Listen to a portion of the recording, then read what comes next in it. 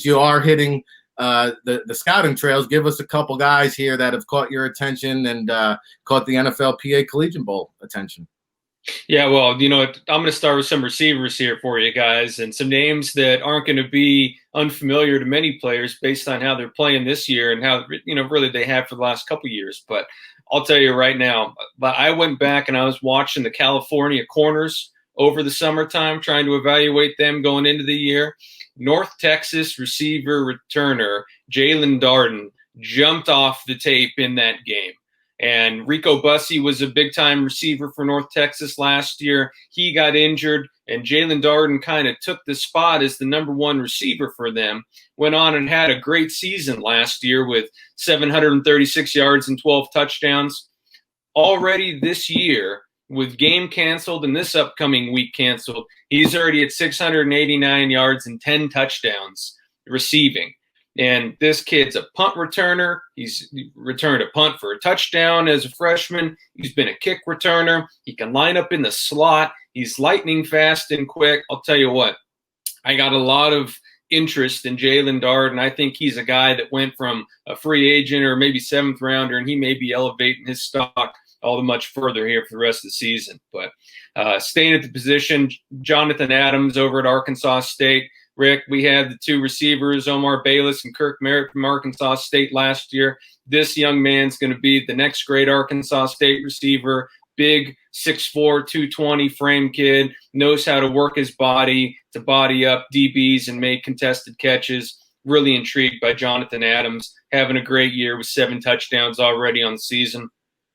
And Marlon Williams, guy that played slot for UCF last year, getting a larger role this year for him, leads the NCAA with 753 yards this year.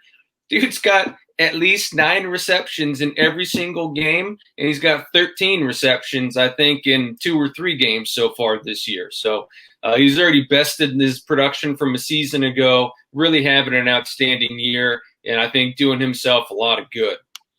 Yeah. Go on, Rick, sorry. No, I mean, the wide receiver class this year is remarkable. And Marlon Williams is kind of like a stocky, yards after catch type of guy. Him and Trey Nixon there at UCF kind of came in with a similar draft grade. But I think Marlon Williams now is kind of pushing towards that top 100 status. And that little quarterback they got there, Dylan Gabriel, I call him the micro fridge. He just – I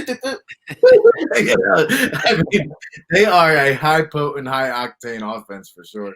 You know what's fun, and you always love this, right? Because you see so much in the proliferation of the spread and all the dink and dunk, all the wide receiver screens. We're going to run a horizontal offense.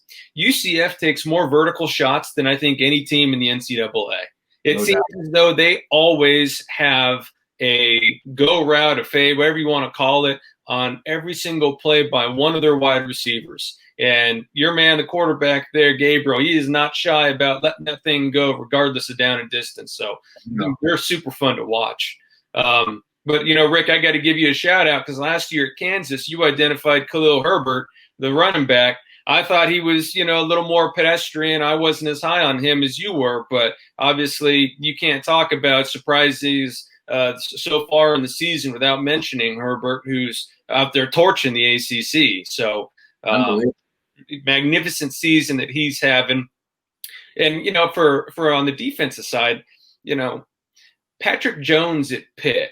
Last year, I wasn't as high on. I came into this season and I was like, I see flashes. I think he's draftable. He certainly has an edge presence. But I didn't always love his finish. I didn't always love his physicality, his effort in the run game.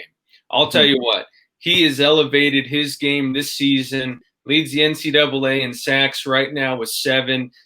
He's on a tear right now. He's making me want to go and watch every single Pitt game that I can get my hands on to try and find exactly what has he done to bridge that gap from a season ago. He's really been intriguing me so far, and I'm really looking forward to continuing to watch his development this year. He and Rashad Weaver on the other side. I think Rashad has a high ceiling. I'm a big Rashad Weaver fan. Amazingly, Pitt has 3 guys in the top 10 in NCAA in sacks, including Patrick Jones and Rashad Weaver. So they're having quite the year right now, getting after quarterbacks despite some of their struggles on the other side. Well, one thing Pat Narduzzi knows how to do is play some defense up there in Pittsburgh. So, DeMar Hamlin's another guy. I think he came back for a 6th year of eligibility, and he's had some medical in the past. But I thought he was, as talented as any Pitt player in that secondary.